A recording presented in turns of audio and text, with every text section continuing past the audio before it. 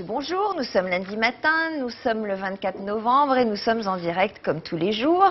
Toute l'équipe est là, on attend vos appels.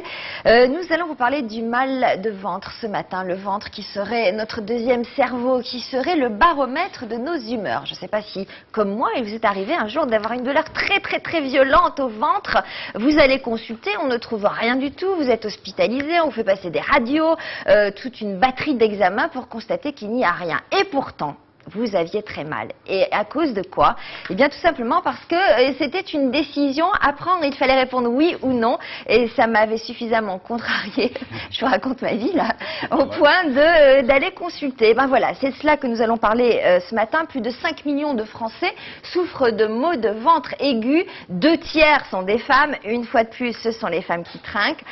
Tous ces maux de ventre sont souvent liés à votre humeur, à votre morale, à votre anxiété. C'est ce que nous allons vous prouver ce matin avec nos invités.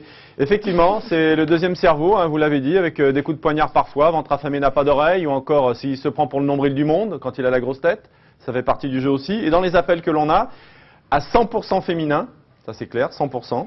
Donc vous parliez des 2 tiers, nous on a 100% d'appels. Stéphanie Gauchy, lorsqu'elle est stressée ou anxieuse, elle a des coups de poignard, des maux de ventre. Et nous dit-elle... Les coups de poignard, ça revient souvent cette expression. Et des piqûres et coups de poignard. Écoutez bien, je n'ai pas pu vous appeler car cela me stressait trop, donc elle nous a envoyé un email. C'est vous dire quand même que les maux de ventre lui font mal. Ouais. Joëlle Poissonnet, elle habite en Charente-Maritime.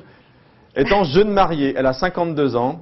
Elle était tellement émue de voir son mari le week-end, parce qu'elle ne devait pas le voir dans la semaine, que ça lui provoquait une énorme gastro-entérite. Bonjour les week-ends. C'est dommage. Sonia, elle habite dans le Val d'Oise. Dès qu'elle est angoissée, donc elle a mal au ventre, et la seule chose qui la soulage, c'est le vomissement. Ça fait 10 ans que ça dure et elle est angoissée très souvent dans la semaine. Ouais. Et puis Eliane qui habite à Dax, elle a 53 ans, donc là aussi problème de maux de ventre, des piqûres, des coups de poignard. Et ce qui l'a beaucoup soulagé la semaine dernière, c'est une émission sur la 3 avec le fabuleux destin de Sophie Davant. Ah. Et elle adore vos enfants. Elle dit rien sur vos talents de chanteuse, heureusement d'ailleurs. Eh ben, moi je me suis agréablement surprise quand même dans ce domaine, voilà. Vous pensiez être encore pire? Ben, je me suis prise pour Vanessa Paradis et là mon fils m'a répondu tu serais plutôt Vanessa l'enfer. Oui. Merci beaucoup. J'ai beaucoup apprécié. En tout cas, bravo. Bon, merci beaucoup. Merci à vous car vous avez été très nombreux à regarder cette émission. Enfin, parmi les gens angoissés par ce lien entre angoisse et ventre, évidemment, ça touche aussi et peut-être surtout des artistes qui doivent se produire sur scène devant des milliers de gens. L'un d'entre eux nous en parle de ce mal de ventre. Écoutez.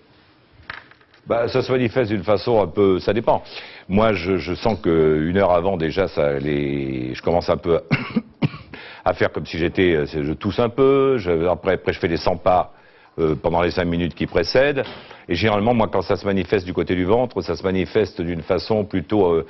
certains disent aérophagie, d'autres disent météorisme. Il y a 2 noms que les docteurs emploient.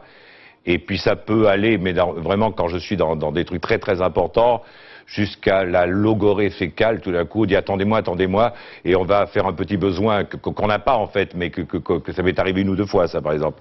Mais je n'ai pas comme Brel la nausée au point d'aller vomir tous les soirs ou comme Charles, le phénomène Aznavour, Aznavour, quand il prépare tout avant, et une fois qu'il a tout préparé, qu'il sait que tout est réglé, et ben lui il prétend que c'est fini, il a eu le trac avant, donc il n'a plus après.